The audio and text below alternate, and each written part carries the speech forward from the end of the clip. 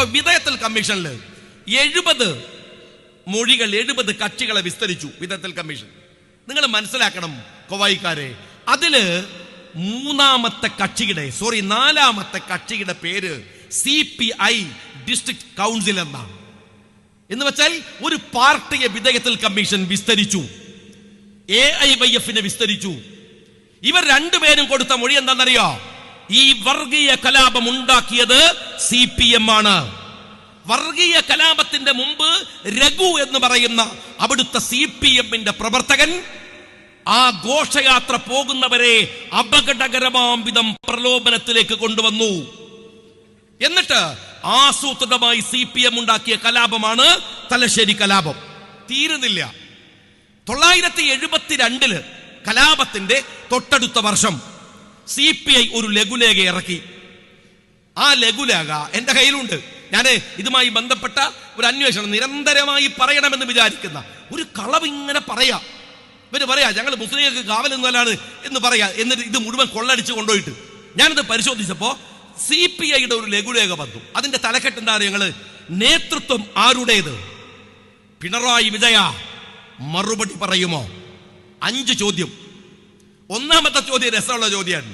എന്താ അറിയോ? ഒന്നാമത്തെ ചോദ്യം, ആലിയമ്പത്ത് മമ്മൂട്ടിയുടെയും കോമത്ത് മമ്മൂക്കയുടെയും പീടികയിൽ നിന്നും അരിയും പഞ്ചസാരയും സോപ്പും തുടങ്ങിയ സാധനങ്ങൾ കൊള്ളയടിച്ച് നടത്തി കൊള്ള മുതൽ വിതരണം ചെയ്തതിന് ശേഷം ആറാമത്തെ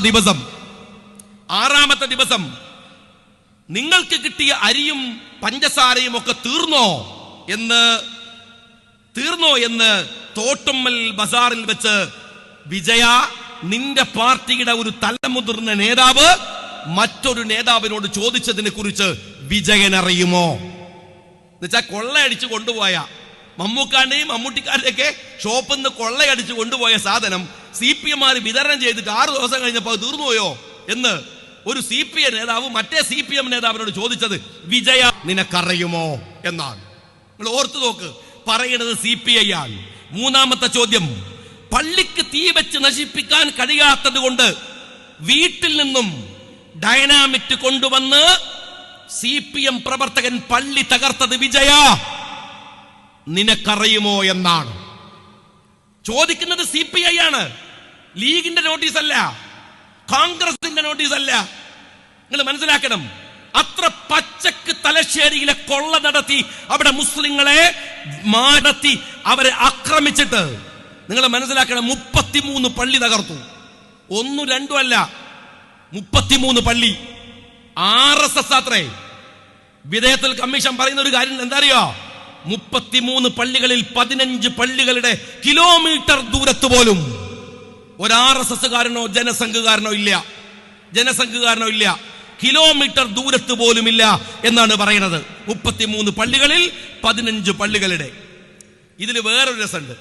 പിണറായി പാറപ്പുറത്ത് ഒരു പള്ളി ഉണ്ടായിരുന്നു.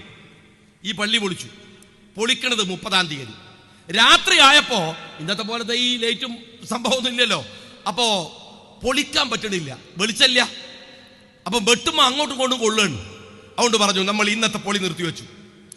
ഡിസംബർ 31-ന്റെ പൊളി നിർത്തിവെച്ച് ഡിസംബർ 30-ന്റെ പൊളി നിർത്തിവെച്ച് 31-ന് ആ പള്ളിയുടെ പൊളി പൂർത്തീകരിച്ചു എന്ന് പറയുന്നത് വിധേയത്തിൽ കമ്മീഷനാണ്. തീരുന്നില്ല സഖാക്കളെ. ആ പള്ളി പൊളിച്ചതിൽ ഒരാളുടെ പേര് എന്താണെന്ന് അറിയുമോ? സഖാവ് കുമാരൻ എന്നാണ്. ഈ സഖാവ് കുമാരൻ കേരളത്തിലെ ന്യൂനപക്ഷങ്ങളുടെ പ്രതീക്ഷയായ സഖാവ് പിണറായി വിജയന്റെ മൂത്ത സഹോദരനാണ്. അറിയങ്ങളെ, സഖാവ് പിണറായി വിജയന്റെ മെനഞ്ഞാന്ന് ഞാനിത് പ്രസംഗിച്ചപ്പോ ഒരു ചാനലിൽ പറഞ്ഞു, 72 മണിക്കൂറായി ഞാൻ പറഞ്ഞിട്ട്, ഞാൻ എന്തെങ്കിലും പറഞ്ഞാൽ കേസ് കൊടുക്കും, ശരിയാക്കി കളയുന്നൊക്കെ പറഞ്ഞിട്ട് പാർട്ടി സെക്രട്ടറി വരുമല്ലോ, എന്തേ മിണ്ടാത്തത്? സഖാവ് പിണറായി വിജയന്റെ മൂത്ത സഹോദരൻ പാറപ്പുറത്തുള്ള പള്ളി പൊളിച്ചതിലെ പ്രതിയാണ് തലശ്ശേരി കലാപത്തിലെ. നിങ്ങൾ എത്ര വൃത്തികെട്ട രൂപത്തിലാണ് നുണക്കഥകൾ പ്രചരിപ്പിക്കുന്നത് എന്ന് നിങ്ങളൊന്ന് ആലോചിച്ചു നോക്കൂ, എത്ര രസകരമായിട്ട്. എന്നിട്ട് പറയാണ് UK കുമാരൻ ഷഹീദായത്രേ. ഈ UK കുമാരൻ എന്ന് പറഞ്ഞ ഒരുത്തനെ അയാൾ കൊല്ലപ്പെട്ടതിന്റെ ഈ കലാപത്തിൽ രജിസ്റ്റർ ചെയ്ത ഒരൊറ്റ FIR-ല് ഞാൻ വെല്ലുവിളിക്കുക സഖാക്കളെ, UK കുമാരന്റെ പേര് കാണിച്ചു തരാൻ പറ്റുമോ നിങ്ങൾക്ക്? 31-ാം തീയതി അവസാനിച്ച കലാപത്തിന്റെ പേരിൽ 3-ാം തീയതി കള്ള് ഷാപ്പിൽ മരിച്ചു കിടക്കുന്നവനെ ഷഹീദാക്കാൻ ഞങ്ങൾ വിചാരിക്കണത്? അങ്ങനെയാണോ നിങ്ങൾ വിചാരിക്കണത്? നമ്മളൊന്നും ചരിത്രം അന്വേഷിക്കൂല, നിങ്ങൾ പറയണത് കേട്ട് ഉത്തർക്കുന്നാണോ? ഇത്ര കൃത്യമായി ഒരു സമുദായത്തെ ആക്ഷേപിക്കാൻ, ഇല്ലാതെയാക്കാൻ എന്തൊരു പാർട്ടിയാണോ നിങ്ങളെ പാർട്ടി?